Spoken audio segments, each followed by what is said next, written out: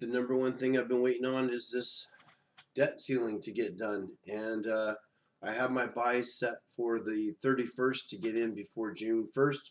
Then I heard that they were going to slide the final date to June 5th, anticipating a drop in the market.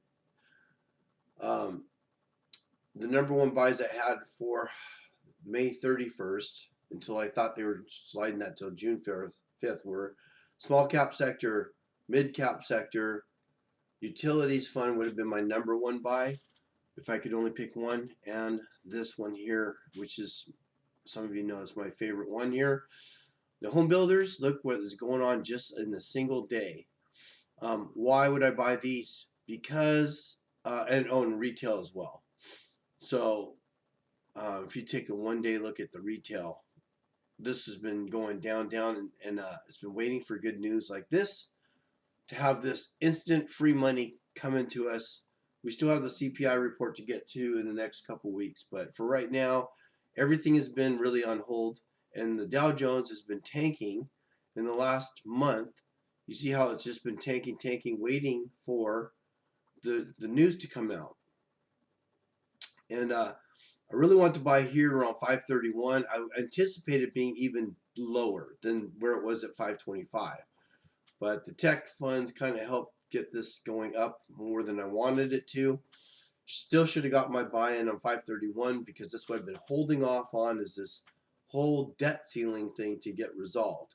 So just in the last 2 days, you can see, look how this Dow Jones is taking off 2.2%, which is better than the NASDAQ. So why is the NASDAQ not doing as well?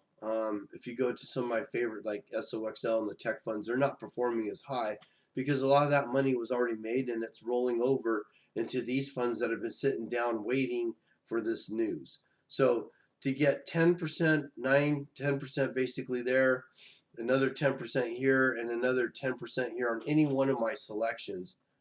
Um, Actually, in retail, is up 11%. So that one's even better. So these would have been my main picks. The reason why DU, this one here, is these holdings are primarily in the Dow Jones. And with the Dow Jones being so down, I figured that this would be a good place to put money. Now, I've already got investments in there, and I had a buy at 27. So if you look at the chart, it got down here and it got down in the 28s, and maybe I should have just bit the bullet and bought it at 28. But I'm working, so when I'm working, I don't always have those choices. Sometimes uh, I'll make investments depending on what I think I'm going to be able to do as far as being able to trade or not. If I know I can't trade, I know I've got shares already in it, so I'm going to ride those shares out. I would have liked to buy more, but I had to buy at 27 and I was busy working and it didn't get down there. Um, I had to buy on mid cap at 30, but again, you look at my 5 day chart here. When it went down, it only got down to 31, so I missed that 30.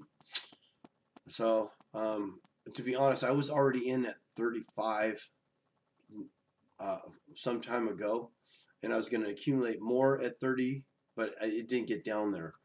And again, I didn't have time to watch. I wanted to get this one under 28, 27. I had to buy at 27 and it didn't execute because I didn't quite get down there. I got down to 28s, but I didn't quite get down to 27 to get that buy to go through.